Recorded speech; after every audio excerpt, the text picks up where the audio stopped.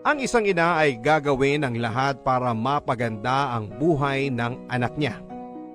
Wala itong hinahangad na ibang masama para sa anak niya.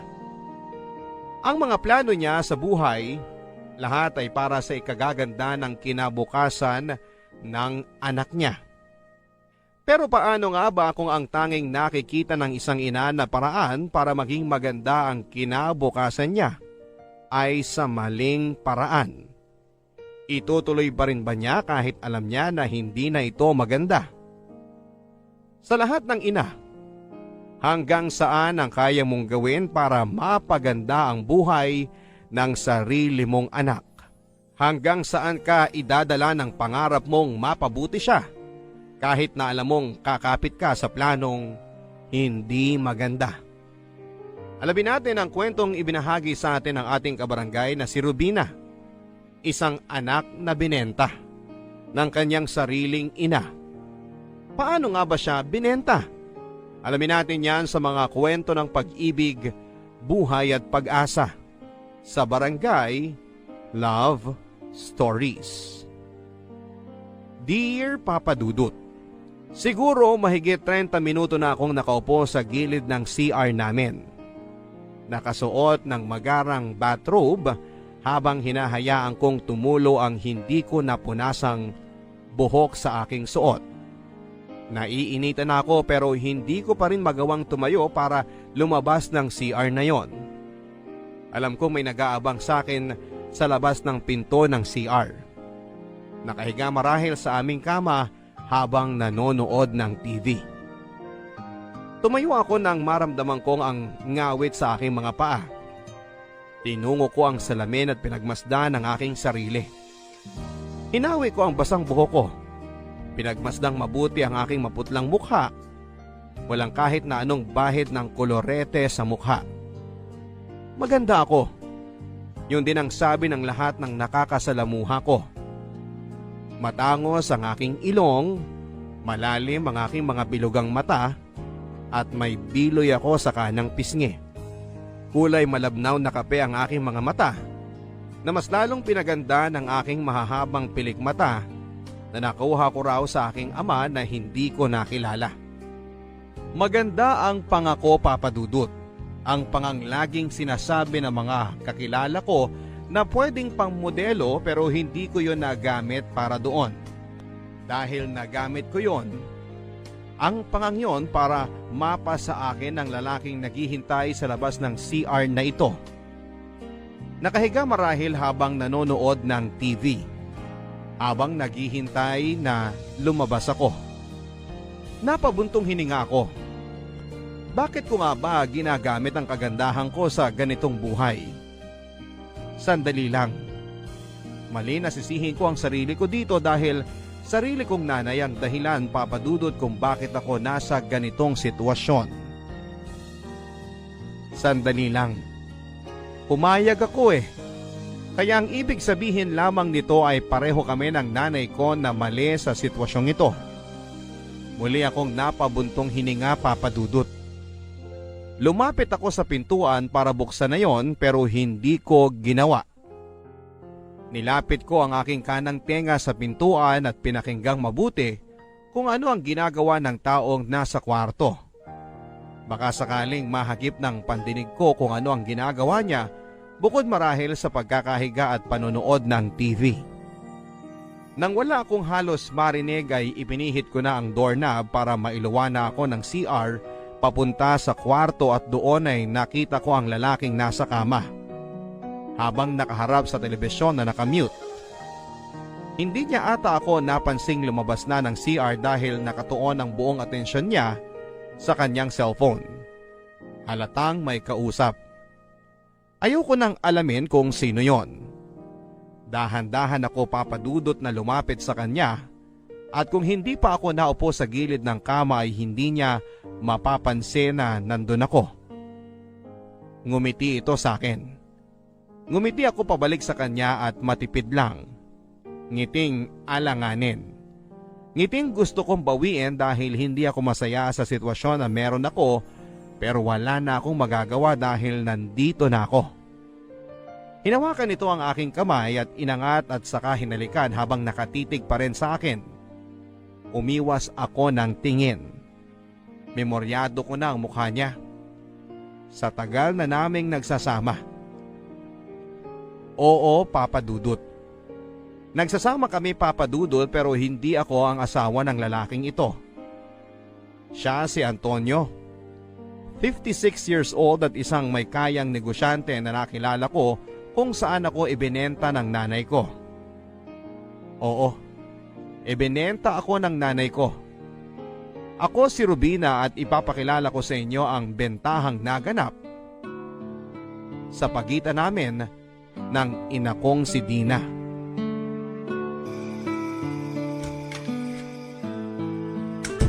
Mama! O anak, gising ka pa pala. Hinihintay kita, Mama, kasi may papapirma po ako. Ano yan? Binigay po ng teacher ko, bigay daw po ng principal. Ano to? Sabi ng teacher ko, maniningil daw yung school para sa hindi ko pa nababayaran. Ano ba yun, Mama? Hayaan mo na to anak. Ganito na lang. Bukas, ibabalik mo to sa teacher mo at sasabihin mo na nawala ako. Magsisinungaling po ako, Mama? Di ba bad yun? Ay hindi anak. Pero yun po yung turo sa school, bad ang magsinungaling. Hindi anak, maniwala ka sa akin. Kailangan mo lang kasi itong gawin, okay? Naintindihan mo? Bakit ko po kailangan gawin, Mama? Kasi anak, marami pang gagawin si Mama, kaya hindi ako makakapunta ngayon sa school mo. Para bayaran yung utang sa school, Mama?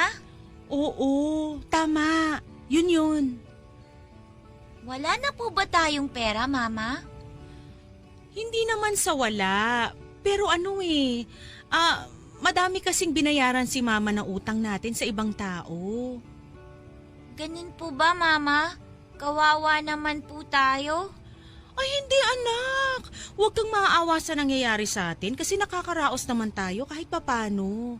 Kaya ang gagawin mo bukas, sasabihin mo sa teacher mo na wala ako at ang kasama mo lang sa bahay ay si Ate Lucy na kapitbahay natin. Okay ba? Sige po, Mama. At sabihin mo na rin na pasensya na kung wala pang may aabot si Mama. Sana maintindihan nila. Sige po, Mama. Magpapalit lang ako ng damit at maghuhugas ng kamay. Tapos tara na sa kwarto para matulog, ha?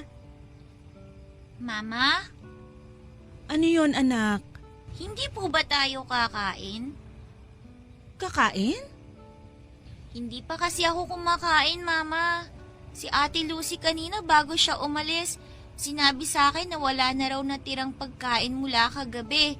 Napanis na raw po kaya hindi na pwedeng kainin kasi sasakit daw po ang tiyan ko. Diyos ko, ano ba naman to? Sabi po ni Ate Lucy, hintayin daw po kita baka may dala kayong pagkain, Mama eh. Pero meron po ba dyan sa bag nyo? Kahit ano na lang po, Mama.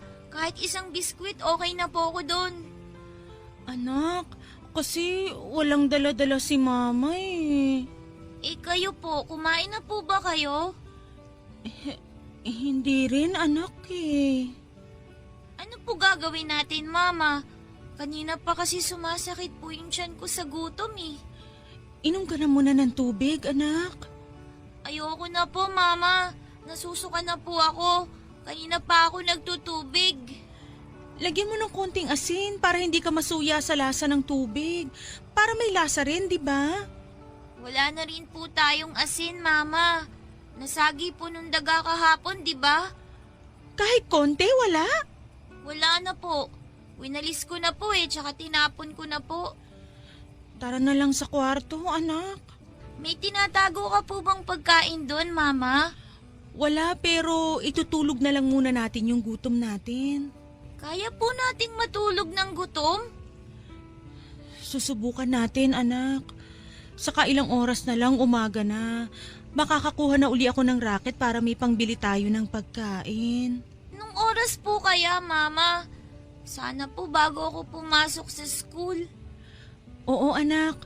Madilim pa lang gagawa na ng paraan si Mama para magkapera. Tapos bibili ako ng pang-almusal mo. Kahit pandesal lang, Mama. Tapos hingi ako ng kape na Ate Lucy. Hindi anak, gatas ang ibibili ko sa'yo kaya dapat matulog na tayo para bukas pagising mo may pagkain na sa mesa. Yay! Talaga, Mama? Sige po, tulog na tayo. Excited na po ako sa gatas na sinasabi mo. Pati ako anak, pati ako.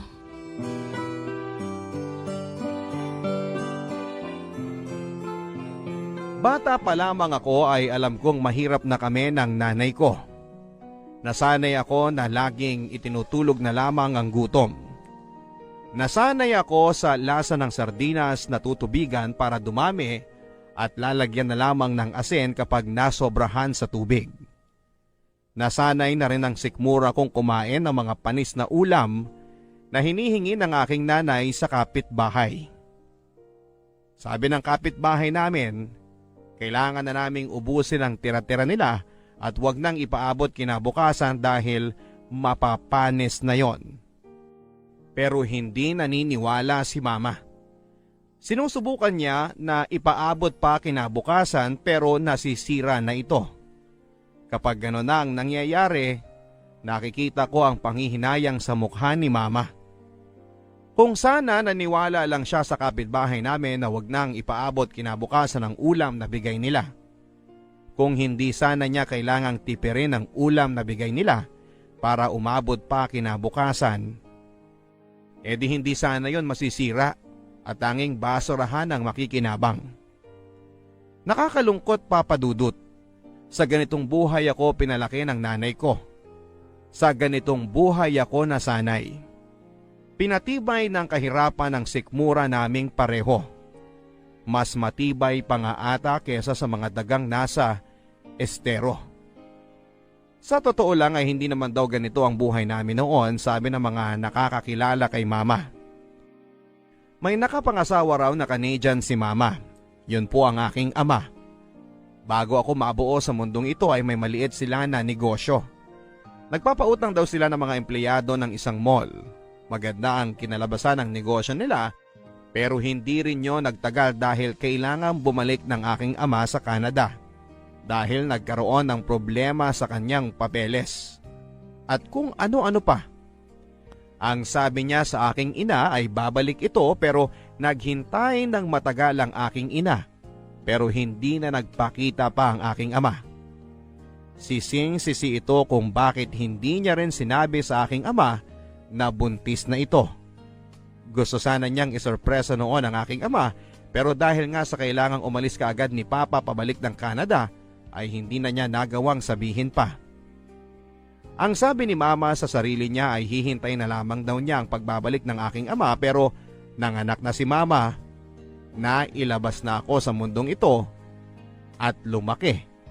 Pero hindi na nagpakita pa kahit anino ng aking ama. Mabilisan lang ding bumagsak ang negosyo ni na Mama at Papa dahil hindi naman sanay si Mama sa pagpapatakbo nito. Ang aking ama raw madalas ang nagpapatakbo ng kanilang negosyo. Taga-suporta lamang daw si Mama.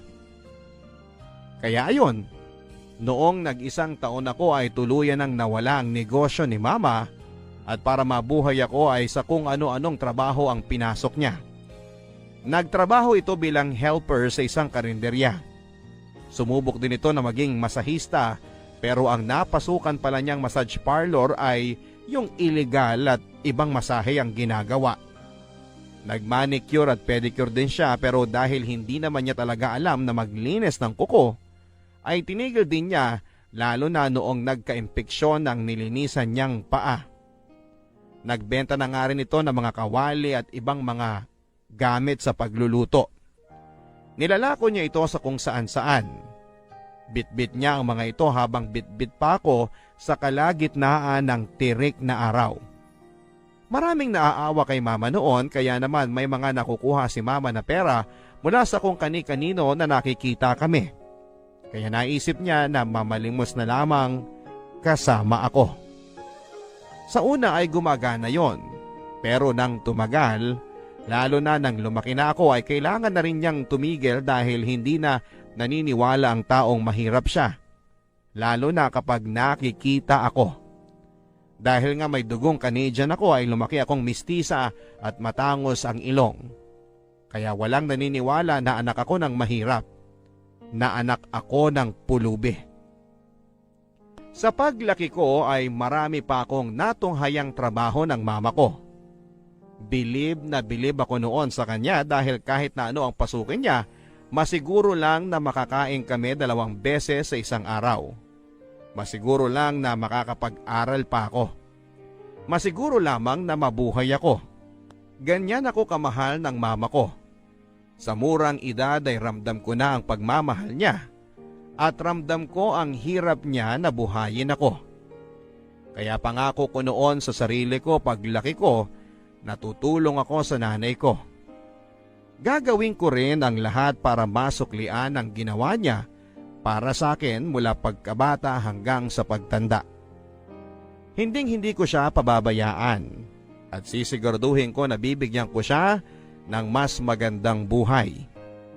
Yung buhay na hindi na niya kailangang maghirap. Gumising ng napakaaga para makipagsapalaran sa labas. Yung buhay na makakatulog siya anumang oras niya piliin at hindi siya gagambalain ng pag-iisip kung saan siya susunod na kukuha ng pera para may pangkain kami. Ayoko nang makita si mama na naghihirap. Pinagdarasal ko araw-araw na sana ay lumaki na ako kaagad para legal ko nang matulungan si mama sa paghahanap buhay.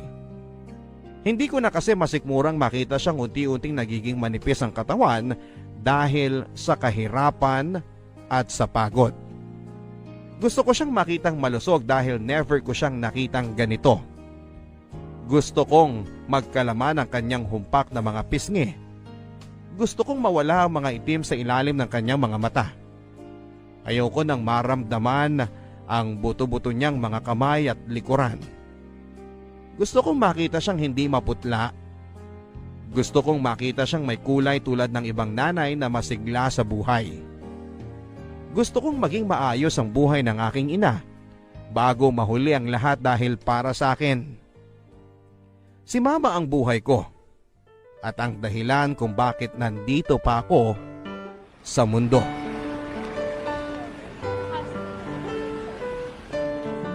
Uy, Dina! Lucy!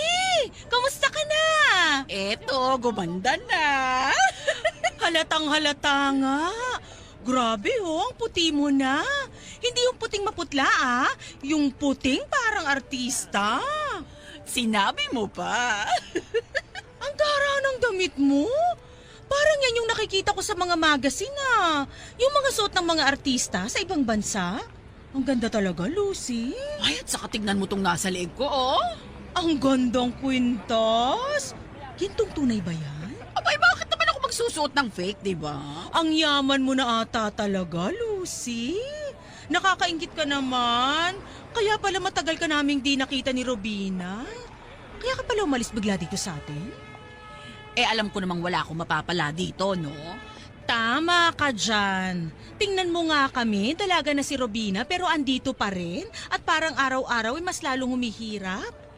Eh ano bang ginawa mo, timamang ka ng husto? Baka naman pwede mo akong matulungan para makaahon na kami ni Robina sa hirap. Alam mo, Dina. Robina! Bakit pawis na pawis ka?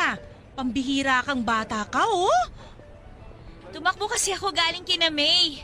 Umextra po ako na maglinis ng bahay nila, Mama, para may pambayad tayo ng mga kinuha nating dilata at bigas sa tindahan. Ano ka ba namang bata ka? Sabi ko na sa'yo, huwag ka muna magtatrabaho. Ang sabi ko, mag-aral ka lang ng mabuti at hayaan mo na ako sa mga pagkakakitaan. Eh wala naman po akong pasok ngayon. Sayang naman kung palalampasin ko yon. Pera din yun, Mama. Ito nga pala, 500 oh. Ito po yung bayad sa akin. Binigyan pa ako ng mama ni May ng ulam. Adobong baboy po at 1 kilong bigas. Ikaw talagang bata ka. Pero salamat, anak. Uy, ito na ba talaga si Robina? Ay, pasensya na, Lucy. Oo, ito na si Robina. Ay, kay laki na Napakaganda! Anak, naaalala mo si Ate Lucy mo? Yung nag-aalaga sa'yo noon kapag wala ako? Kayo na po si Ate Lucy. Grabe po, hindi ko na kayo nakilala. Ang laki po ng iginanda ninyo at ang yaman nyo na rin pong tingnan. Ay, hindi lang ako mayamang tingnan. Mayaman ako talaga. Oo nga, Lucy. Ano ba yung sikreto mo dyan? Baka naman pwedeng matulungan mo kami. Di naman kami iba sa'yo eh. Well, ngayong nakita ko na si Rubina, alam kong may maitutulong ako sa'yo. Ano ba yun? Rubina, umuwi ka muna. Ihanda mo yung ulam nyo ng mama mo. Mag-uusap lang kami saglit. May pupuntahan lang. Sige po. Saan ba tayo pupunta? Akong bahala. Hindi ko nalaman kung saan nagpunta sina Mama at Ate Lucy noon. Hindi ko rin alam kung ano ang pinag-usapan nila. Basta ang alam ko lang ay pamadaling araw na nang nakabalik si Mama. Nagising pa ako noon at pinaghanda ko siya ng makakain pero ang sabi niya ay wala daw siyang gana. Sinubukan kong makipagkwentuhan sa kanya pero tumanggi ito. Hinawakan pa nga nito ang mukha ko at saka pinagmasdang mabuti. Paulit-ulit niyang sinasabi na ang ganda-ganda ko.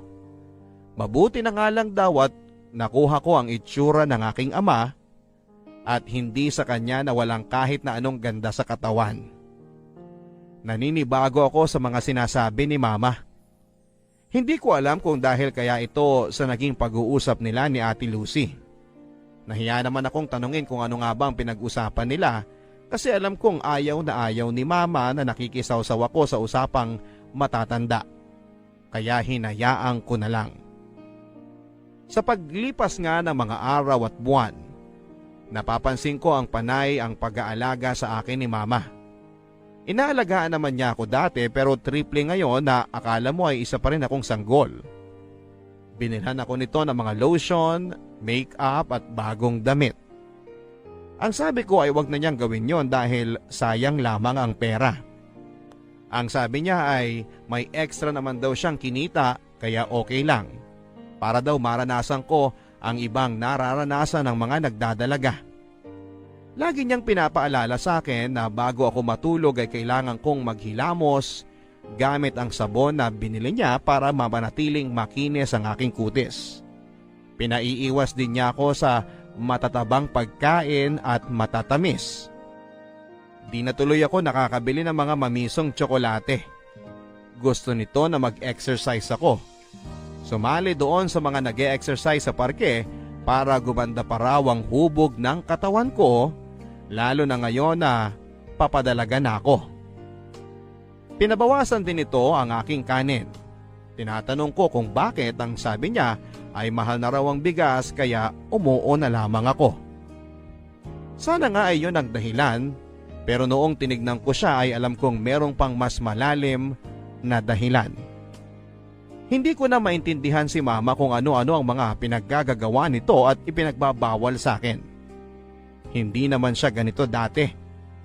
Pero ngayon ay parang sobra naman ata ang pag-aalaga niya. Kapag nga nagkakasugat ako dahil sa pagkamot ko dahil sa kagat ng lamok at ibang insekto, ay bigla na lamang itong magagalit. Huwag ko raw hayaang masira ang balat ko. Binilhan ako nito ng kung ano-anong mga panggamot sa sugat ko sa legs at braso. Kailangan daw na wala ako na kahit na isang pantal sa katawan. Hindi raw puwede. Tinatanong ko kung bakit. Ang sabi niya lang ay magiging dalaga na ako kaya hindi na raw dapat pinababayaan ng sarili. Naniwala ako. Sana nga ay totoo ang sinasabi niya sa akin. Sana nga. Mabilis na lumipas ang panahon, Papa Dudut, at tuluyan na akong naging dalaga. Nang sumapit ako sa edad na 18 ay tuwang-tuwa si Mama. Sa wakas, yon ang narinig kong sinabi niya. Ang iniisip ko noon ay kaya siya natutuwa dahil may makakatuwang na siya sa paghahanap buhay. Gagawin ko naman talaga yon. Sabi ko kapag nasa legal na akong edad ay tutulong ako kay Mama. Kaya kung ano ang saya niya noon ay masaya rin ako. Marami na akong plano noon at para matuloy ko ang kolehiyo ko ay magtatrabaho ako sa isang fast food.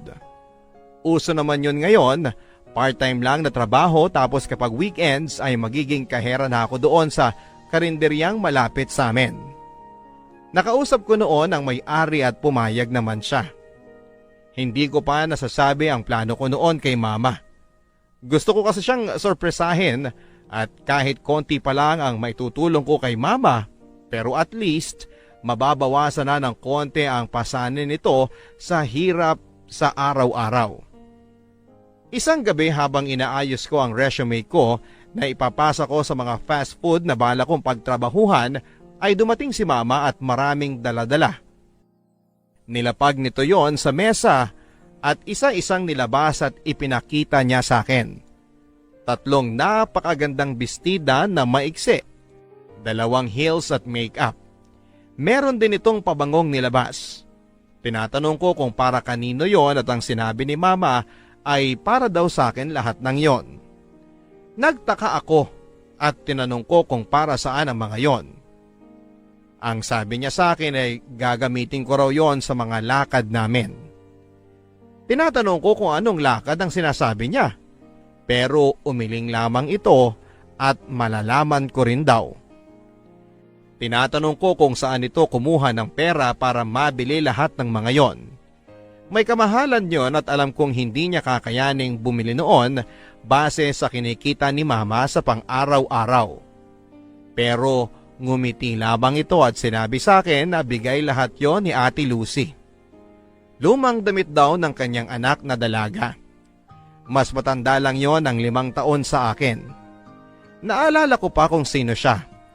Tinatanong ko yung pabango at makeup at doon ay sumagot si mama na inutang daw niya yon sa kakilala niya na nagbebenta noon. 2 gibs naman daw kaya kayang-kaya niyang bayaran.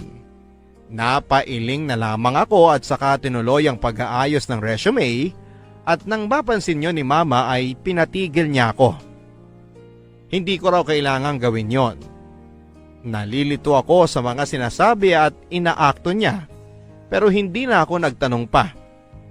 Pinatayo niya ako at pinapunta ng CR para maghilamos at maglinis na ng katawan. After noon ay sinabi niya sa akin na matulog na ako dahil marami pa kaming gagawin kinabukasan. Akma kong tatanggi dahil bukas ko balak maghanap ng trabaho pero hindi ko na nagawa pang magsalita dahil tinulak na ako ng marahan ni mama papunta sa CR para makapaghilamos na at masimulan ko na ang pagpapahinga. Sa kagustuhan nga ni mama ay sumama ako sa kanya isang Sabado ng gabi. Pinasuot nito sa akin ang damit na bigay ni Ate Lucy. Hapit na hapit yon sa aking katawan. Hindi ako sanay na ganon kaya naiirita ako pero nakita ko kay mama na tuwang-tuwa siya. Hinayaan ko na lang.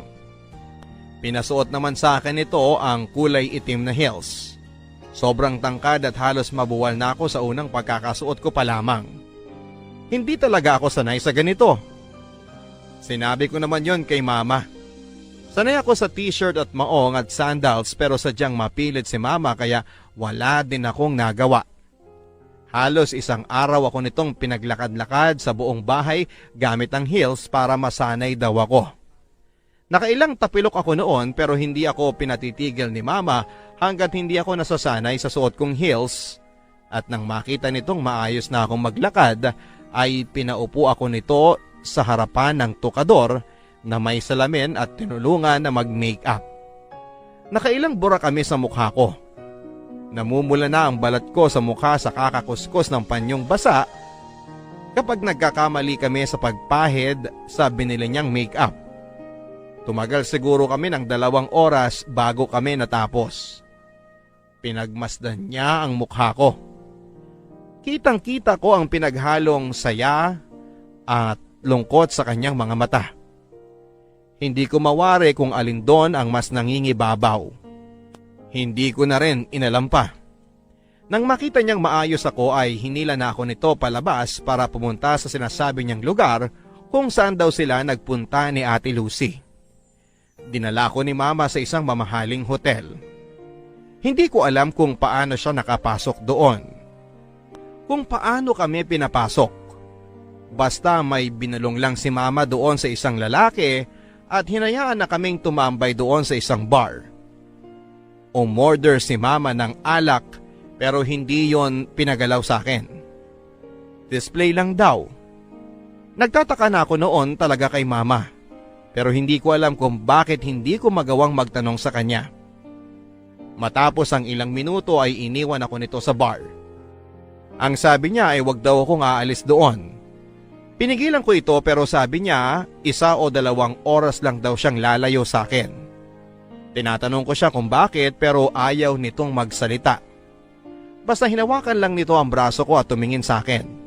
Mabilis na itong umalis. Nagtungo ito sa dulo ng hotel kung saan ay natatanaw pa rin niya ako. Hindi ko alam ang gagawin ko noon. Hindi ko alam kung paano palilipasin ang 2 oras na sinasabi ni mama na hindi alam kung ano ang susunod na mangyayari. Hanggang sa natapos nga ang 2 oras na yon at nakita kong lumapit sa akin si mama. Habang nasa biyahe kami ay tahimik si mama at halata ang lungkot at galit. Hindi ko alam kung bakit. Mahirap nang tanungin sa ganong sitwasyon. Sana bukas ay sabihin na nito sa akin ang kadahilanan kung bakit kami tumambay sa hotel na yon habang suot ang maiksing damit at mataas na heels. Habang punong-puno ng kolorete ang mukha ko. Paulit-ulit kaming bumabalik sa hotel na yon, Papa Dudut. Paulit-ulit kaming nag-aayos bago pumunta doon. Paulit-ulit kaming tumatambay at umuorder ng alak na sa huli ay hindi ko na naman iniinom at paulit-ulit din kaming umuuwi ng walang nangyayari. Ewan ko ba sa nanay ko kung bakit hindi pa ito napapagod. Nakikita ko naman na halos mawala na siya ng pag-asa pero sige pa rin siya ng sige. Paulit-ulit ako nagtatanong sa kanya kung bakit ba kailangan naming tumambay doon sa hotel na yon. Pero paulit-ulit na iiling lang ang sagot nito sa akin na sa huli ay kinapaguran ko na ring tanungin siya. Bahala na si mama kung ano man ang plano niya, kung bakit kami laging nandun. Susunod na lamang ako, gusto ko siyang mapasaya. At kung ito lamang ang paraan, sige, susunod na lamang ako sa kanya. Isang araw, habang naghahanda akong muli para sa pagpunta sa hotel ay napansin kong nahihirapan ang aking ina sa paglalakad. Kinausap ko ito. Kagabi pa itong hinang-hina. Umiling ito at sinabing ayos lang siya pero tinatraydor daw siya ng ubo niya kaya naman sabi ko ay magpahinga na lamang ito. At sa susunod na araw na lang kami tatambay sa hotel pero mariin itong tumanggi. Malakas daw siya. Kayang-kaya daw niya na magpunta doon. Medyo nasamid lang siya sa laway niya pero ayokong maniwala kaya sabi ko ay magbibihis na ulit ako ng pambahay para masimulan ko na siyang alagaan. Pero nagalit ito sa akin. Napatahimik ako nang sigawan niya ako. Ito ang unang beses, Papa Dudut, na nagawa niya yon sa akin. Sa huli ay napansin ni mama na parang sumama ang loob ko sa ginawa niya, kaya naman humingi ito ng sorry. At sinabing wag ko na raw intindihin dahil kaya naman daw niya. Ako naman ang umiling. Ang sabi ko sa kanya ay kailangan na niyang magpahinga pero sadyang makulit si mama, kaya naman sa huli ay nagkasundo na lamang kami. Ako na lang mag-isa ang pupunta at siya ay sa bahay lang para magpahinga. Matagal bago ko siya napapayag. Noong nakumbinsi ko na nga ito, ay agad ko na siyang dinala sa kwarto namin para asikasuhin muna bago umalis. Bumili ako ng goto at gamot. Nilagay ko rin ang jug ng tubig sa kwarto para madali na lang niya itong maabot. Siniguro ko na maayos siya bago ako umalis ng bahay at nang magpaalam ako sa kanya ay sinabi nito na sana ay may magbigay ng number sa akin. Number? Anong number yon? Hindi na ako nagtanong pa sa kanya at tumango na lamang ako at umalis na. Pahapon na nang makarating ako sa hotel. Maraming tao noon. May gathering daw kasi ng mga negosyante sa isang district. Napatango na lamang ako. Naupo ako sa bar at umorder ng alak. Nilapag ko lang yon sa harapan ko at panayang tingin ko sa malaking orasan sa aking kaliwa. Gusto ko nang hilahin ang oras para makauwi na ako. Masyado akong nag-aalala kay mama. Kailangan ko na siyang maalagaan. Mas gusto ko nang gawin yon kaysa tumambay dito at hindi alam ang dahilan kung bakit ako nandito. Nang lumipas na ang 2 oras tulad ng dati ay akmang aalis na ako. Pero bigla ay kinalabit ako ng isang lalaki. Napalingon ako. Isang lalaking naka-Amerikana. Mga edad 50 na. Maputi ito at makikita mo sa kanyang itsura na gwapo ito nung kabataan niya. May bahagyang puti-puti sa kanyang buhok pero hindi yon dahilan para hindi mo pansinin ang maamo at charming nitong mukha. Tinatanong ko kung ano ang kailangan niya. Ngumiti lang ito at nagtanong kung madalas daw ba akong tambay sa bar na yon. Umuo ako. Tinanong niya kung umu-order daw ba ako ng alak pero hindi ko iinumin. Kahit nagtataka ay umuo ako. Hindi ko siya kilala pero parang alam na alam niya ang ginagawa ko sa hotel na yon sa araw-araw.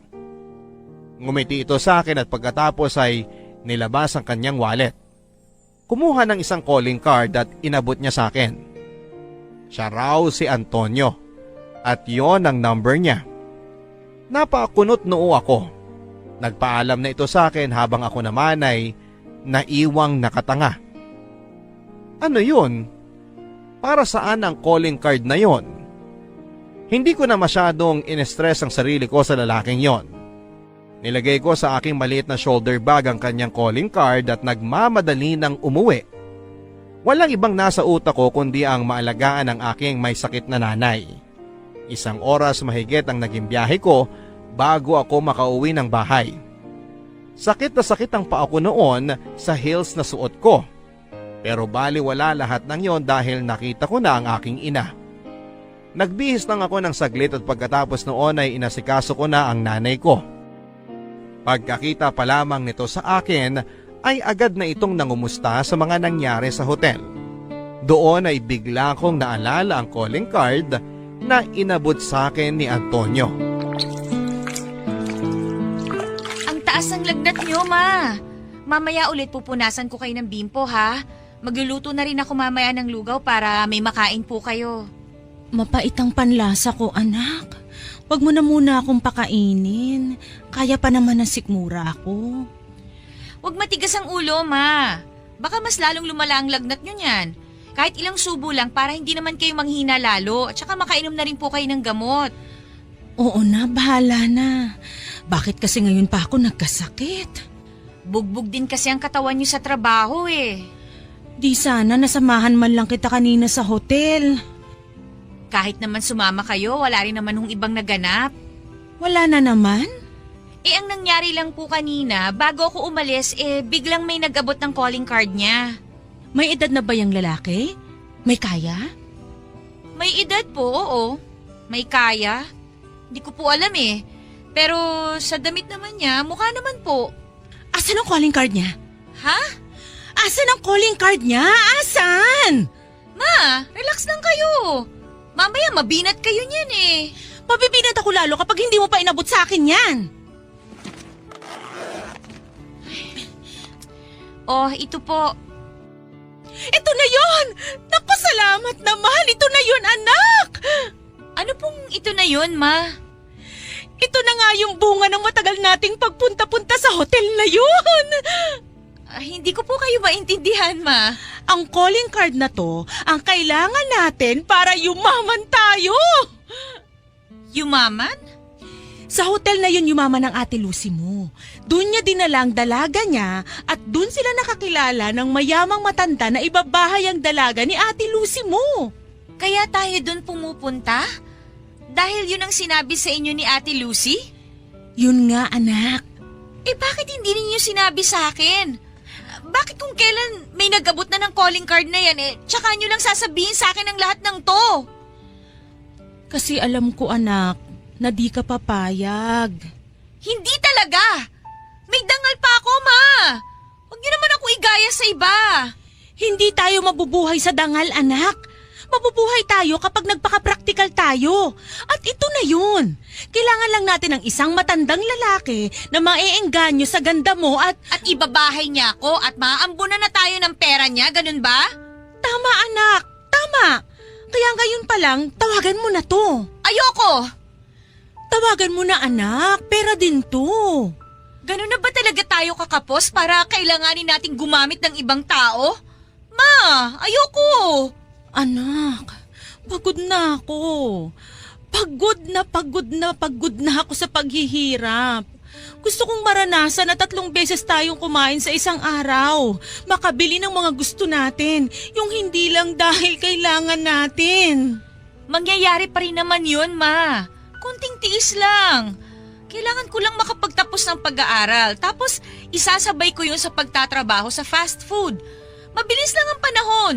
Kapag nakapagtapos na ako, maghahanap ako ng mas magandang trabaho para makakain na tayo ng 3 beses o higit pa sa isang araw at makakabili na rin ng mga gusto natin.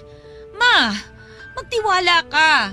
Maiaahon kita sa hirap, huwag lang sa paraang gusto ninyo. Pero ito ang pinakamadaling paraan. Hindi mo na kailangan magtapos ng pag-aaral kahit hindi ka na mag-aral. Gusto ko pang mag-aral, Ma. Gusto ko makapagtapos. May pangarap po ako. Pero paano naman ang pangarap ko para sa atin? Gusto kong maging maginhawa ang buhay natin. Mahina na ako at tumatanda na. Ipagkakait mo ba sa akin to? Ang tagal-tagal kong naghirap mula nung iniwan tayo ng ama mo, alam mo yan. Tapos ito lang ang hiling ko sa'yo. Ngayon lang ako humiling sa'yo pero hindi mo pa ako kayang pagbigyan. Ma, Hayaan mo na, Rubina. Huwag ka nang mag-alala. Isipin mo na lang yung dangal mo. Huwag mo nang isipin ang kinabukasan mo. Huwag mo na akong isipin. Kahit na magdildil lang ako ng asin, okay lang sa akin. Ma naman, please, makinig ka. Lumabas ka muna ng kwarto. Hayaan mo muna ako makapagpahinga para gumaling na ako kasi kung hindi ako gagaling bukas, wala tayong kakainin. Kung hindi ako babangon sa kamang to, lalo tayong maghihirap. Hala sige, lumabas ka na! Gusto ko magpahinga! Alam kong sumama ang loob sa akin ni Mama. Hindi ako nito iniimik papadudot at hindi kinakain ang mga nilalatag kong pagkain sa kanya. Kaya naman para matigil na ang tampuhan sa amin ay kinuha ko na ang calling card at tinawagan ko yon. Pero hindi ako ang kumausap dahil hindi ko alam kung paano sisimulan. Inabot ko yon kay Mama para siya na ang makipag-usap kay Mr. Antonio. Nang malaman nga niyang tinawagan ko ay tuwang-tuwa at hinalikan pa ako nito sa pisngi bago kinuha ang cellphone sa akin. Lumabas ako ng kwarto para hindi marinig ang usapan nila. Ayokong marinig ang usapan nila. Nang matapos ang pag-uusap nila ay lumabas si Mama sa kwarto at saka ako pinuntahan at niyakap. Maghanda na raw ako at bibili kami ng bagong damit at imimit namin si Mr. Antonio. Dumating nga ang araw ng pagkikita namin sa wakas ni Mr. Antonio. Binilhan ako ni Mama ng mas maiksing damit kumpara sa mga damit na isinusuot ko noon. Mas lalo akong hindi naging komportable sa suot kong yon. Kinakabahan ako noon pero si Mama excited naman. Habang pinagmamasdan ako ni Mama ay hindi ko maiwasang isipin na sarili kong nanay ay ilalako ako. Akala ko ay sa TV lang yon nangyayari, pero pati pala sa totoong buhay. Nang dumating na sa wakas si Mr. Antonio ay sinalubong na kaagad siya ni Mama na akala mo ay matagal na niya itong kilala. Tuwang-tuwa itong kinausap si Mr. Antonio habang ang lalaking ito naman ay panayang sulyap sa akin. Nag-usap muna silang sandali at hindi ako makarelate sa mga pinag-uusapan nila. At nang sa wakas ay matapos na sila, ay ako naman ang hinarap nila. Eto na yon. Dumating na ang kinakatakutan ko. Anak, ito nga si Mr. Antonio. Nabanggit niya sa akin minsan na sobrang gandang-ganda raw siya sa'yo. Salamat po, Mr. Antonio. Antonio na lang at wag mo na akong pinupo. Tumatanda ako lalo eh. Salamat, Antonio. Yan! Mas magandang ang pakinggan, anak. Nasabi na ba sa'yo ng mama mo ang plano namin para sa'yo? Hindi pa. Mr. Antonio, may pahapyaw pa lang kaming usapan nung nalaman ko na binigay mo nga ang calling card mo sa kanya nung nakaraan. Good. At least ngayon, di ka na masyadong mabibigla sa mga malalaman mo at mangyayari. Ano po ba yung mangyayari? Gusto ko pong malaman. Yan naman tayo sa po eh. Ay nako. So, Dina, sino ba ang maunang magsabi sa kanya? Ako ba o ikaw? Mukhang mas kailangan ako na lang, Mr. Antonio. Anak, Robina, ganito kasi yon. Itutuloy ko lang at mas ipapaliwanag pa sa'yo yung gagawin natin, ha? Yes, Ma. May nakahanda ng kwarto para sa inyo ngayong gabi, anak. Kaming dalawa lang? Yes, anak. Kayong dalawa lang. Ma, bakit? Kasi yun yung napag-usapan, anak. Ready ka na ba? Hindi. Anak, nandito na tayo. Huwag mo naman akong ipahiya, please. Dito natin malalaman kung makakatikim na tayo ng ginawa. Mr. Antonio, ready na siya. Papakapehin ko muna siya. Mukhang kinakabahan eh. Kung di pa naman siya handa, pwede namang sa ibang araw na lang. Ay, hindi. Ngayon na natin simulan.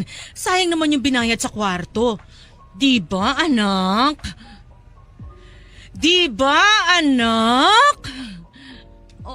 Opo, Mama.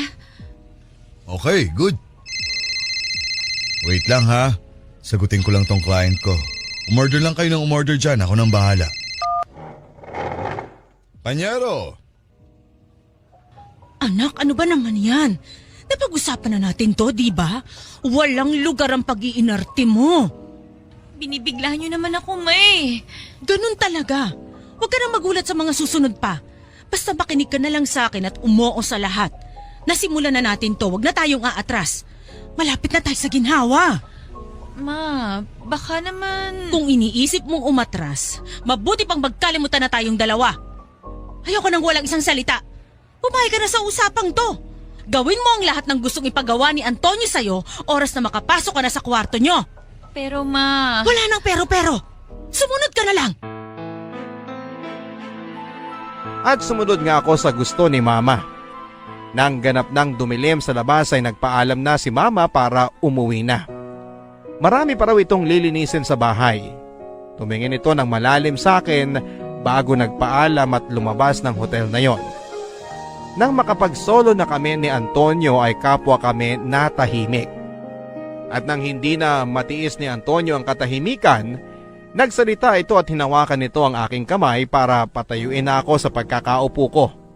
At saka dahan-dahan akong inayang pumunta sa kwarto. Ewan ko kung nararamdaman niya ang panginginig ko. Nang makarating na kami sa kwarto ay naligo si Antonio. Nang matapos ito ay humiga na ito sa kama at malambing itong nagsabi na maligo na rin daw ako. Sumunod ako, Papa Dudut. Natagalan ako sa paliligo. Kung hindi ito kumatok sa pinto ay hindi pa ako lalabas. Nang makalabas na ako, suot ang isang puting robe ay ngumiti ito at dinala na ako sa kama. Nakahiga ako noon katabi niya. Tumingin ito sa akin at alam ko na ang balak niya. Pero hindi pa rin ako handa. Umiwas ako sa tingin sa kanya. Hinawakan niya ang balikat ko pero agad akong tumagilid para makaiwas sa mga susunod niyang gagawin. Napansin kong nadismaya siya. Sumubok itong yumaka pero agad kong iniwas ang katawan ko sa kanya. Hindi ko alam kung nasabi na ba ng nanay ko sa kanya na wala pa akong experience. Sana ay alam nito para maintindihan niya kung bakit ako alanganin sa mga nangyayari. Nang mahalata nito na wala akong interes na pumatol sa ginagawa niya sa akin, ay binuksan na lamang nito ang TV at saka nanood. Habang ako ay nagkunwaring natutulog para hindi na ako nito gambalain. Kinabukasan ay mag-isa na lamang ako sa kwarto at nag-iwan siya ng isang note sa mesa na nagsasabing sorry kung hindi pa raw ako handa. Ano ba namang katangahan yan, anak? Andun ka na pero wala ka pa rin talagang ginawa? Ma, kinabahan ako eh. Natakot ako. Kung humilata ka lang doon at hinayaan siya sa gusto niyang gawin sa'yo, edi sana may pera na tayo ngayon. Sorry, Ma. May magagawa pa ba yung sorry mo? Malamang ngayon umatras na yon at naghanap na ng ibang babae. Ang tanga-tanga mo naman, anak eh. Bakit ka naman ganyan? Sabi ko naman sa inyo, Ma. Hindi ko gustong gawin yun eh. Pero kailangan mong gawin kasi ito na yung gusto natin. Ma, ikaw lang ang may gusto nito. Kailangan mo tong gustuhin dahil nakasalalay dito ang magandang future mo. Yun ang gusto mo, di ba? Magandang kinabukasan para sa atin? Gusto ko po yun pero hindi ko gusto yung paraan nyo, Ma. At anong paraan ang naiisip mo? Mag-aral sa kolehiyo at magtrabaho ng sabay? Mas mabilis pang umasenso ang paghungkong yan ang plano mo. Wala naman pong masama kung susubukan natin eh. Kayo na rin ang nagsabi na matalino ako. Kapag nakapagtapos ako ng pag-aaral, paniguradong may kumpanyang kukuha sa akin. Walang masama kung ito yung plano, Ma. Subukan natin. Pero wala ring masama kung subukan natin ang mas madali at mas mabilis na paraan para kumita. At yun nga ay ang patulan si Antonio? One night stand na may kapalit na pera? Higit pa sa one night stand, anak. Marami pang gagawin para makuha natin ang tiwala niya at magkapera tayo. Basta makinig ka lang. Ano bang mga plano nyo, Ma? Hindi ko muna sasabihin sa'yo lahat para hindi nabubugbog ang utak mo sa takot. Sa ngayon, tatawagan uli natin si Mr. Antonio para ma-schedule uli kayo sa hotel na yon at gawin mo ang lahat para di na maulit ang nangyari sa inyo nung nakaraan. Siguraduhin mo na mapapasaya mo siya at pagkatapos nun, saka tayo mag-uusap uli para sa susunod na gagawin. Muli kaming nagkasama ni Antonio sa hotel na yon, Papa Dudut, sa iisang kwarto. At hindi tulad doong nakaraan, ngayon ay may nangyari na sa amin. Ginawa lahat ni Antonio, lahat ng magpapasaya sa kanya ng gabing yon at hindi ako pumalag. Hindi ako lumaban. Sinunod ko ang sinabi ng nanay ko. Matapos noon ay nakita ko naman na masayang masaya si Antonio. Kinabukasan ay sabay kaming nag-breakfast at inaya ako nitong mag-shopping. Binilhan ako nito ng maraming damit at sapatos at may kasama pang groceries para sa amin ni Mama. Buong araw kaming muling magkasama at nang gabi bago niya ako ihatid sa bahay ay nag-usap kami sa kanyang magarang sasakyan at sinabi sa akin na balak niya akong ibahay. Eto na ata yung plano ni Mama. Ang sabi ni Antonio ay gustong-gusto raw niya ako. Ibang-iba ako sa lahat ng mga babaeng nilapit sa kanya. Gagawin niya raw ang lahat para maibigay kung ano man ang magpapasaya sa akin. Basta hindi lang daw siya mahuhuli ng asawa niya. Napatingin ako sa kanya. May asawa na siya? Kabit ako? Gusto niyang maging kabit ako? Agad akong lumabas ng sasakyan niya at pumasok na sa bahay. Hinanap ko si Mama para kausapin siya.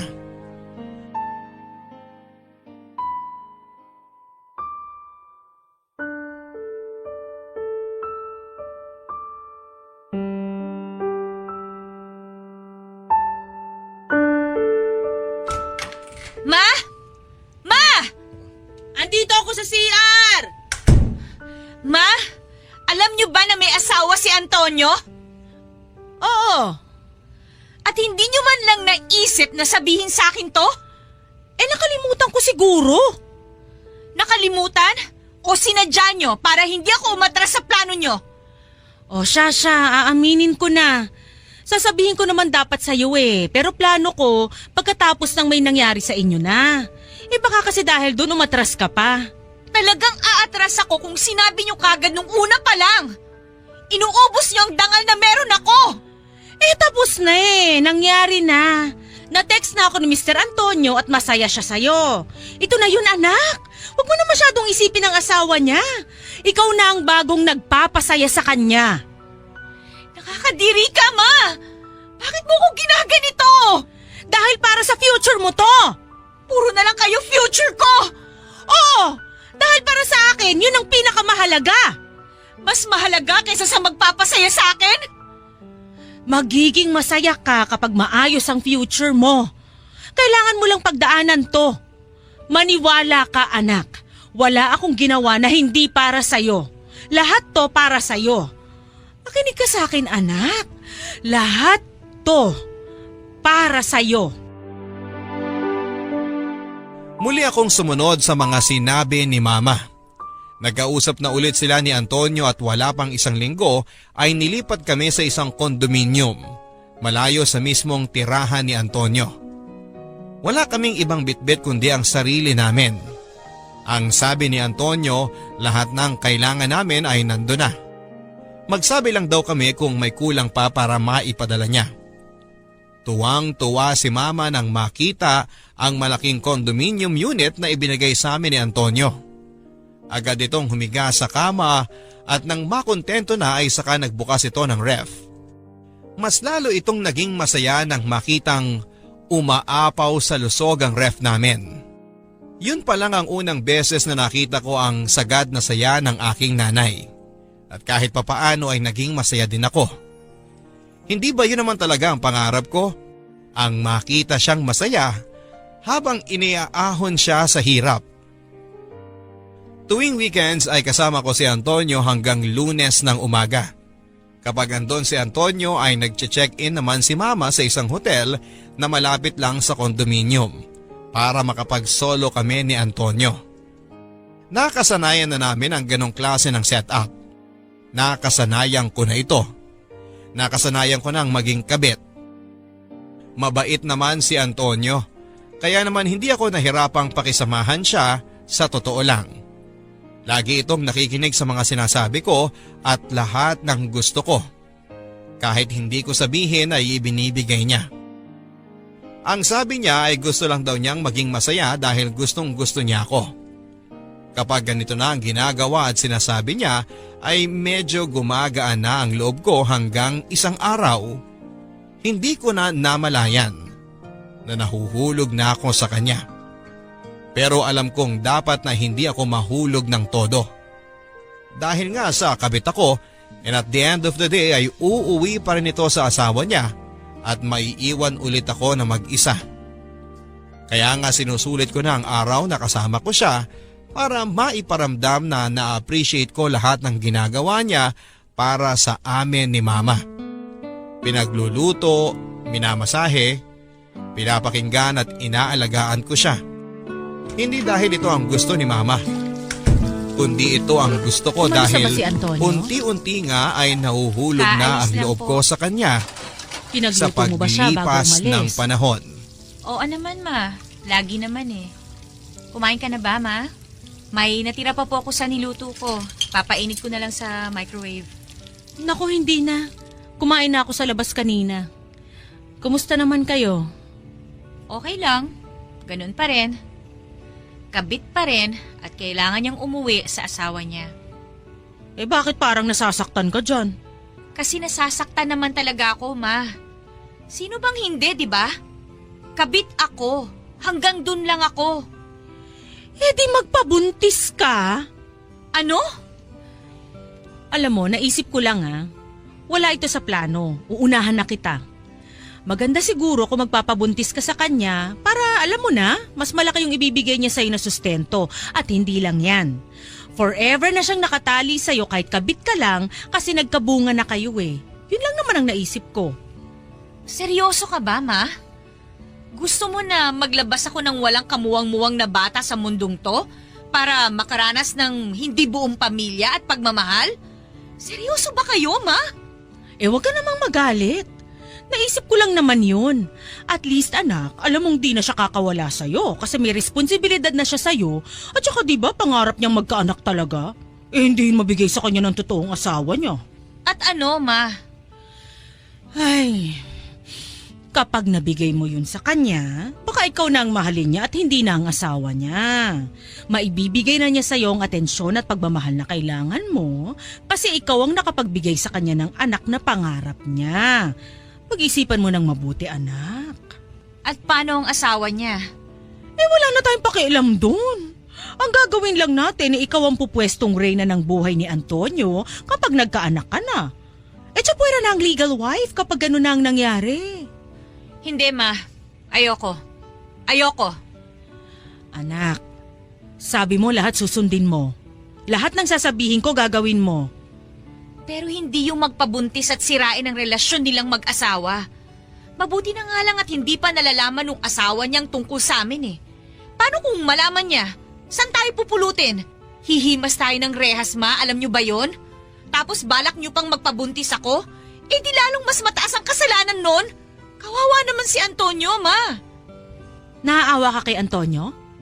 Concerned ka sa kanya? Hindi naman sa ganon, Ma. Nahalata na kita eh. Gusto mo siya, no? Tapos na ang usapan natin, Ma. Gusto mo nga siya. Mahal mo siya. Kaya ayaw mo na siyang bigyan pa ng isang sakit ng ulo niya. Magpapahinga na muna ako, Ma. Huwag kang masyadong magpakalunod sa puso mo. Utak pa rin ang gamitin mo. Tandaan mo, kabit ka pa rin at hanggang dun lang yon.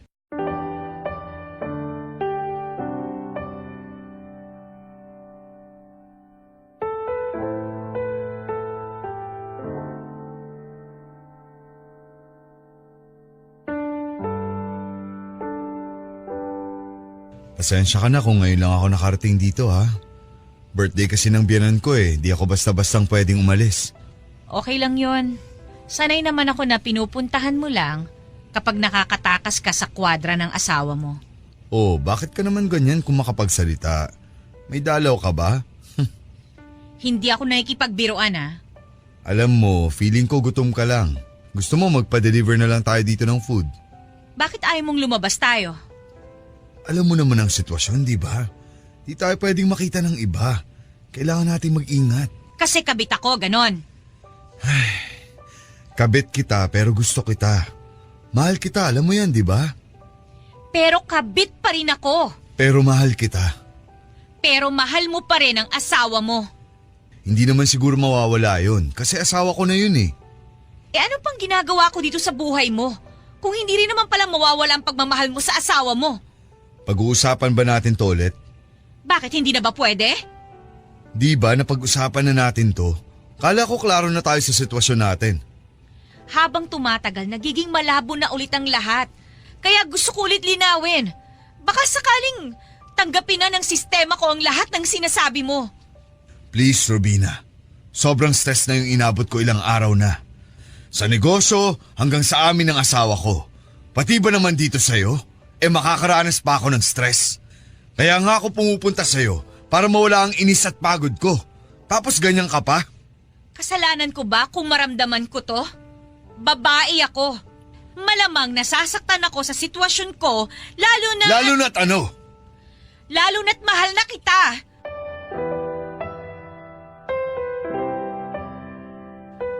Mahal din naman kita. Pero hanggang kailan tayo magiging ganito? 2 taon mo na akong tinatago. Hanggang kailan ako makukontento sa ganito? Alam ko mahirap, Robina. Pero sana maintindihan mo na di ganun kadali ang hinihiling mo. Hiwalayan mo ang asawa mo. Ano? Ang sabi ko, hiwalayan mo ang asawa mo. Klaro na ba sa pandinig mo? Alam mong hindi ko pwedeng gawin yun, di ba? Kasi ano? Kasi alam mo naman na nakasalalay ang sustento ko sa inyo ng nanay mo sa negosyo ng asawa ko. Di magtatrabaho tayong pareho. Magsisimula ulit tayo. Sanay na ako sa hirap. Kayang-kaya ko na yon, huwag ka mag-alala. Pero ako hindi sanay. Hindi ako sanay sa hirap, Robina. Kaya sorry kung hindi ko kayang ibigay sa'yo ang hiling mo. Umalis ka na. Ha? Hayaan mo muna akong mapag-isa. Pero andito na ako eh. Nakapagpaalam na ako sa asawa ko na nasa Tagaytay ako for a conference at sa Lunes pa ang uwi ko. Eh di sabihin mong hindi natuloy. Di yun maniniwala. Eh di sabihin mo nag-away kayo ng kabit mo, baka doon maniwala. Rubina! Sabi ko umalis ka na. Please Antonio, umalis ka muna.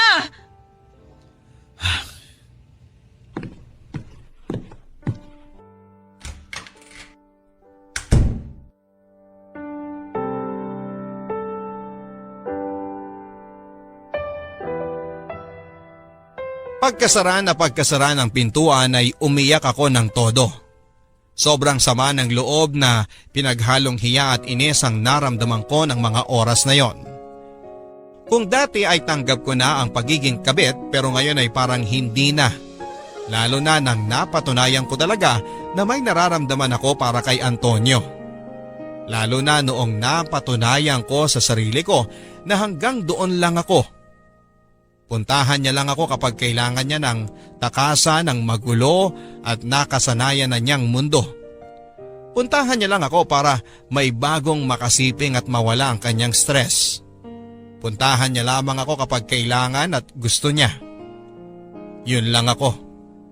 Kabit lang kasi ako at paano ko ito ipapaintindi ngayon sa puso ko. Nakahiga lang ako noon sa kama at hindi naman masama ang pakiramdam ko pero nangihina na kasi ako sa kakaiyak at sa kakaisip sa naging pag-uusap namin ni Antonio. Nagulat na nga lang ako nang pagsapit ng hating gabi ay bumukas ng malakas ang pintuan. Lumabas ako para tignan yon at nakita ko si Mama na galit na nilapitan ako at sinalubong ng malakas na sampal. Boba! Tanga! Ano bang pumapasok sa utak mo? Nasisira ka na ba talaga ng tuktok? Ma, ano bang... Tinawagan ako ni Antonio at sinabi niyang pinag-usapan yung dalawa. Hindi ka na ba talaga nahiya sa mga pinagsasabi mo, Robina? Hindi na ba talaga? Sinabi ko lang kung ano yung nararamdaman ko. Masama ba yung ganon, Ma? Oo, masama! Lalo na kung wala sa lugar!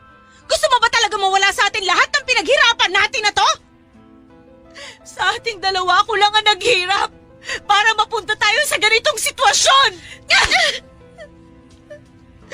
Sumasagot ka na? Nanunumbat ka pa?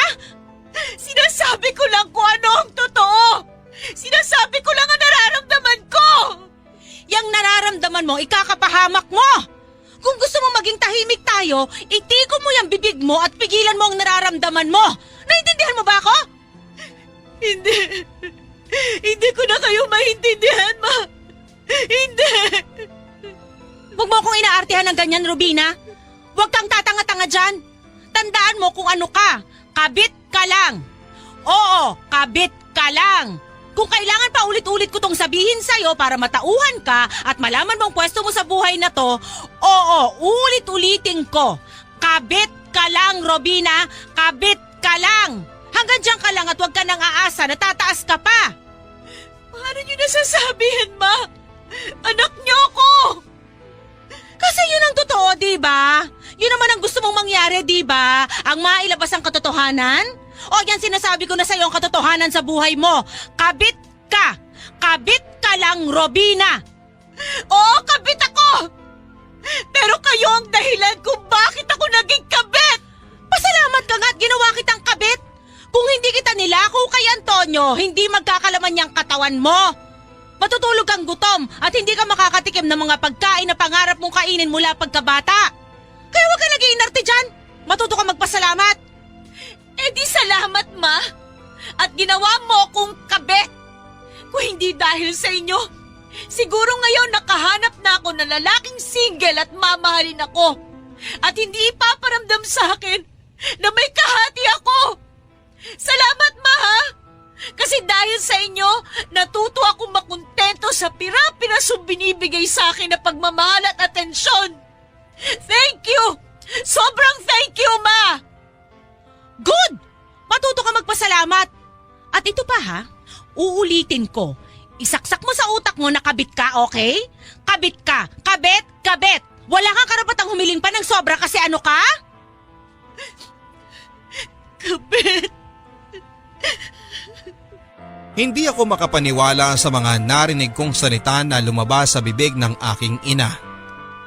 Ganito na ba siya kagahaman sa pera at nagawa niya akong masaktan sa mga salita niya? Alam ko sa sarili ko na kabit ako, pero yung paulit-ulit na banggitin sa'yo ng nanay mo, yung nanay mo mismo ang magsasabi sa'yo nito, ay parang dinudurog ang loob ko. Hindi ko na magawa pang umiyak noon. Mas lalong bumigat ang loob ko. Nagkulong ako sa kwarto nang umalis si mama.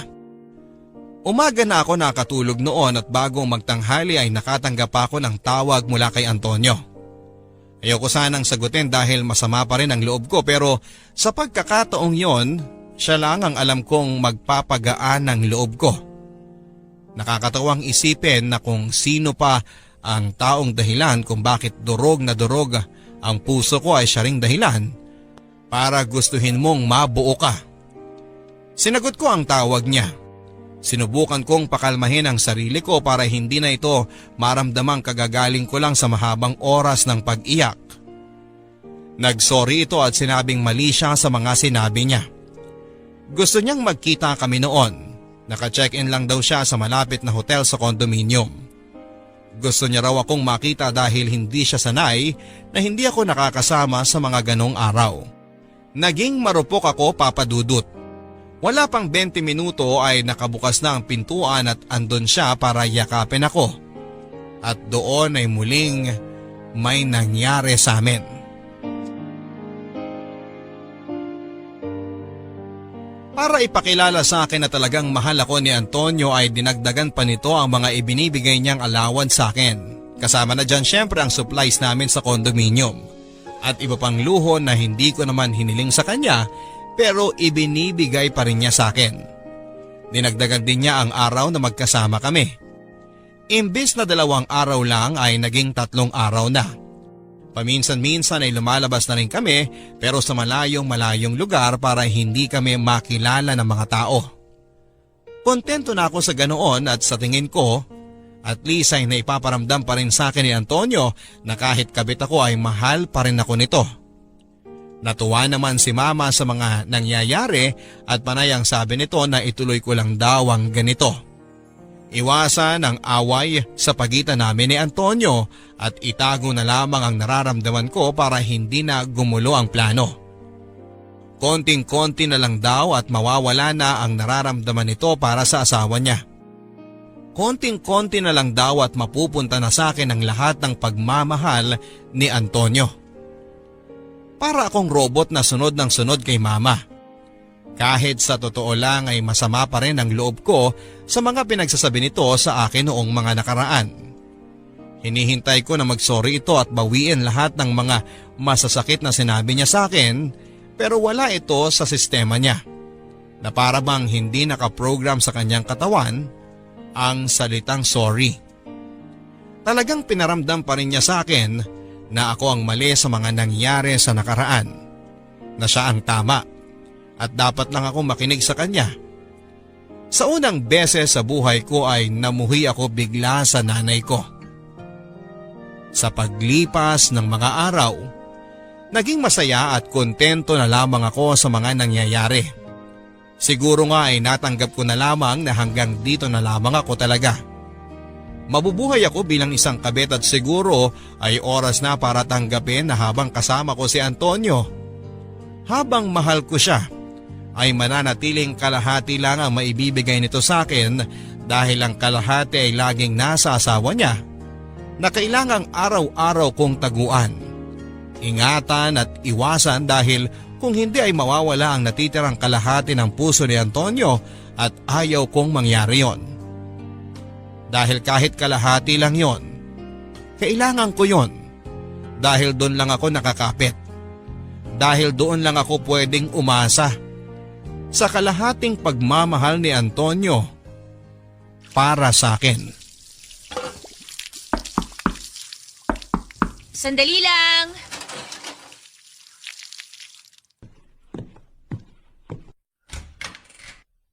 Ikaw si Rubina?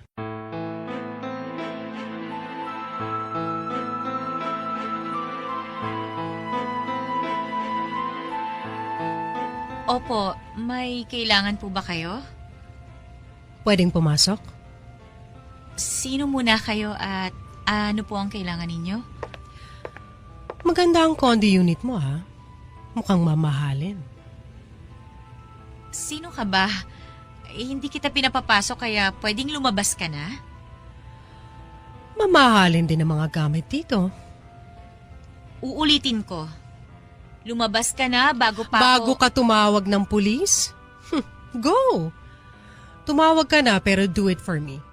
Kasi ikaw ang ipakukulong ko dahil kinabit mo ang asawa ko. Ano?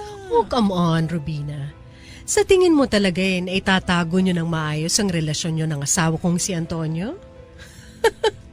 Hindi ako tanga. Hindi ko alam ang sinasabi mo. Please, umalis ka na. Hindi mo alam. Really? Again, hindi ako tanga para sabihan mo ng ganyang linya. Wala nga akong alam. Pwede ba maniwala ka na lang? Sa tingin mo susugod ako dito kung wala akong proof na kabit ka ng asawa ko?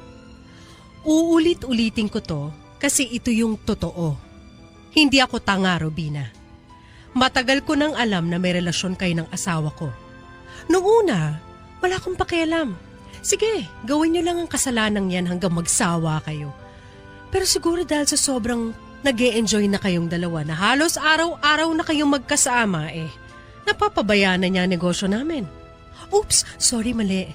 Negosyo ko. Yun na nga lang ang gagawin niya. Babantayan ang negosyo ko para may pera siya na pang sustento sa'yo pero hindi pa niya magawa na maayos. Alam mo kung bakit? Dahil sa'yo. Puro pagpapakamot ng kati ang ginagawa mo sa kanya kaya hindi niya magawa na maayos ang mga trabaho niya. Please, ayoko ng iskandalo. Umalis na kayo. Kung ano man po ang problema nyo ng asawa nyo... Na kinabit mo, Kung ano man ang problema ninyo ng asawa nyo, kayo na lang ang mag-usap. Labas na ako dyan. labas ka na? Bigla kang exit ngayong nahuli ka na? Bakit ka lalabas? Pinapalis ba kita sa sitwasyon mo ngayon? Hindi naman, di ba? Hindi kita maintindihan.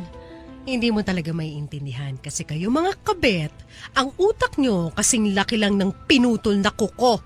Hanggang dun lang talaga. Hindi ako bobo. Eh bakit ka pumayag na maging kabet? May mga malalalim akong dahilan. Malalalim na dahilan. Eh pera lang naman ang dahilan kung bakit ka kabet. Mababaw na dahilan lang yun, Rubina. Hindi mo ako kilala para husgahan mo ako ng ganyan. Hindi ka uhusgahan kung sa una pa lang hindi ka na nang himasok sa bakuran ng may bakuran. Kaya ngayon hindi mo pwedeng sabihin sa akin na labas ka na sa problema namin ni Antonio. Kasi nasa bakuran ka na namin. Kaya ang dapat mong gawin, lumaban ka. Paano kung lalaban Ang sabi mo nasa bakuran mo ko. Lahat ng advantage nasa iyo, di ba? Ay naku, wag kang susuko. Paano ka nakakasigurong ako na agad ang panalo? Ay wait, oo nga. Sa laban na to, ako talaga yung palaging panalo kasi ako yung totoong asawa at ikaw yung... Please, umalis ka na. At ikaw yung... Please. Ikaw yung... Ako yung kabet. Ako yung kabet. Masaya ka na ba? O yan, panalo ka na. Nanalo ka kahit nandito ka sa bakuran ko. Masaya ka na? Ang pagkakaalam ko, bakuran ko pa rin tong kinatatayuan ko. Remember, pera kong ginamit ng asawa ko para makatira kayo dito. Nginig ng nginig ang katawan ko nang makapag-usap kami ng legal wife ni Antonio. Agad kong tinawagan si Antonio para ipaalam ang mga nangyari. Pati siya ay nagpapanik na rin at hindi alam ang mga pinagsasasabi. Halatang takot at panay ang sabi nito na wag kong aminin kahit na anong pitpit ang gawin nito. Pero huli na, napaamin na niya ako. Kinumbinsi ko si Antonio na umalis na lamang kami at tumakas na lamang at iwanan ang mundong nakasanayan namin. Mag-ibang lugar na lang kami. Kahit simple lang ang buhay pero ayaw niya. Hindi raw niya kayang iwan ang karangyaan. Nakasanayan na niya ang ganong buhay, May edad na ito at hindi siya kampante na makukuha niya kung ano man ang nakukuha niya ngayon sa asawa niya. Nasaktan ako doon. Talagang kahit na anong hila ko sa kanya ay tatakbo pa rin siya pabalik sa asawa niya. Siya na raw ang bahalang umayos nito. Sa ngayon, Papa Dudut, ay kailangan lang daw muna naming magpalamig na dalawa para makuha niyang muli ang tiwala ng asawa niya. Ang tanong ko naman, makukuha pa kaya niya yon pabalik? May lamat na ang relasyon nila. Imposibleng makabalik pa sila sa dati kahit na anong ayos niya. At paano ako? Mas lalo na ba niya akong itatago? Paano kung isang araw habang inaayos niya ang relasyon nilang mag-asawa ay ma-realize niya na kailangan na niya akong bitawan? Makakaya ko ba yon kung sakaling dumating ang araw na yon? Ang tanga-tanga mo talaga kahit kailan, Robina! Paano na to?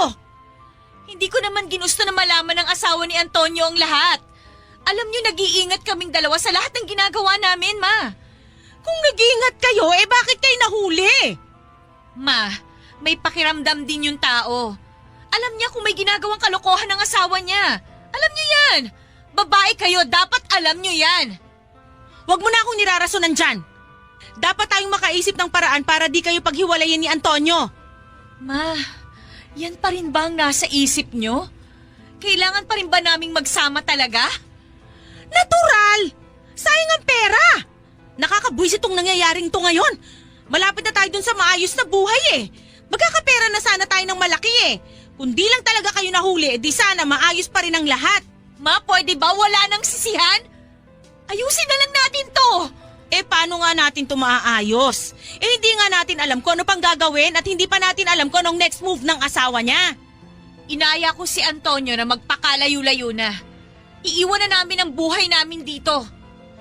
Nababaliw ka na ba? Alam mo bang kapag ginawa mo yan, maghihirap tayo? Magtatrabaho kaming pareho. Kakayanin namin basta magkasama kaming dalawa. Walang magagawa yung pagsasama niyong dalawa, lalo na kung wala kayong pera. Alam niyo naman na nasa asawa niya ang pera tapos ilalayo mo si Antonio sa asawa niya? Anong gusto niyong gawin ko, Ma? Manatili kang kabit at manatili si Antonio sa asawa niya para mabigay pa rin sa atin ang kailangan natin. Gusto niyong maging kabit lang ako habang buhay, ganun ba? Oo, gusto kong maging kabit ka kasi dyan ka lang magaling. Wala ka ng ibang pwedeng marating kundi maging kabit. Magpakatotoo tayo. Diyan ka na magaling Bakit di pa natin pagkakitaan, di ba? Ang baba na ng tingin niyo sa akin, Ma. Bakit ganun? Hindi naman tayo ganito dati Dati lagi niyong sinasabi sa akin na mataas ang pangarap niyo para sa akin na balang araw makakaahon tayo sa hirap kasi kaya nating diskarte ang dalawa. Pero ngayon, ako na ang ginagamit niyo para makaahon kayo sa hirap. Ang selfish niyo naman, Ma. Sobra kayong selfish. Ay bakit? Di ka ba nakikinabang sa ginagawa natin? Nakakahiga ka sa magandang kama dahil sa pagiging kabit mo. Nakakakain ng sobrang sarap na mga pagkain na dati nakikita mo lang sa TV ng kapitbahay. Nakakasuot ka na ng magagandang damit na hindi amoy maduming basahan dahil sa pagiging kabit mo.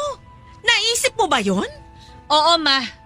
Naranasan ko lahat ng magagandang bagay na yan dahil sa pagiging kabit ko. Pero natanong niyo ba kung masaya ako? Masaya ako na kabit? Na laging pangalawa lang ako sa kanya? Na nasasaktan ako kapag oras na para bumalik siya sa asawa niya? Na natatakot ako na isang araw, hindi na siya pumasok sa pintuan na yan dahil na-realize na niya na dapat doon siya sa asawa niya at hindi sa akin na kabit lang. Araw-araw yan ang tumatakbo at nananakot sa utak ko, Ma.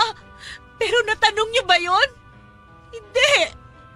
Kasi wala kayong ibang nasa utak kundi pera! Pera! Pera! Huwag mo akong sinisigawan! Nanay mo pa rin ako at kung hindi dahil sa akin, patay ka na ngayon! Kaya kung may pagagawa man ako sa'yo, gawin mo bilang kabayaran sa pagpapalaki ko sa'yo! Huwag kayong mag-alala, Ma. Kung kailangan nyo na talagang singilin lahat ng ginastos nyo sa pagpapalaki sa akin, babayaran ko yun. Pero sa tamang paraan. Yung paraan na may dangal pa rin ako kahit papano. At hindi yung gagawin nyo akong kabit. Babayaran ko kayo, Ma. Maghintay lang kayo. mababayaran ko rin kayo. Mababayaran? Ikaw? Sa marangal na paraan? Ha! Baka inuud na ako sa lupa pero di ka pa rin nakakabayad. Ganon kabagal yung sinasabi mong pagbabayad.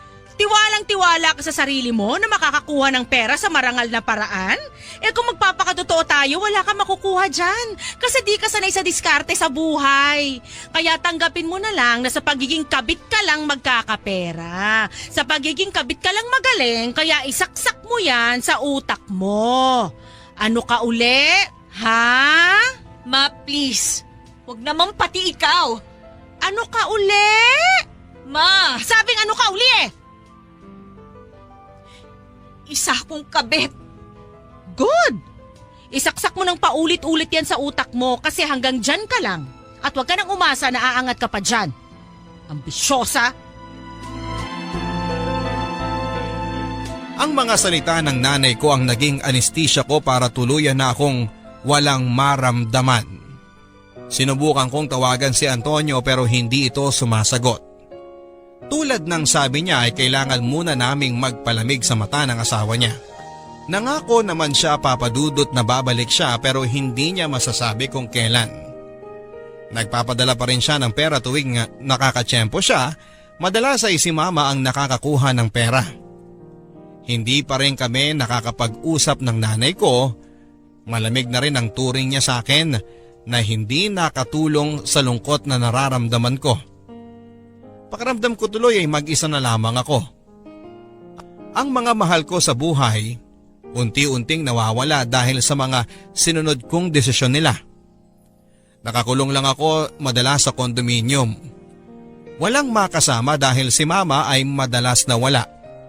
May bago itong boyfriend na nakilala niya minsan sa pagbabar at doon niya nilulustay ang kalahati ng perang pinapadala ni Antonio na para sana sa amin.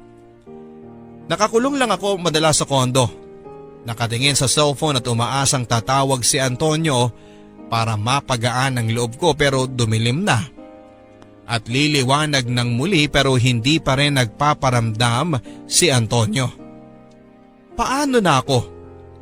Ikukulong ko lang ba ang sarili ko sa ganito? Makukontento sa paghihintay sa kanyang pagbabalik?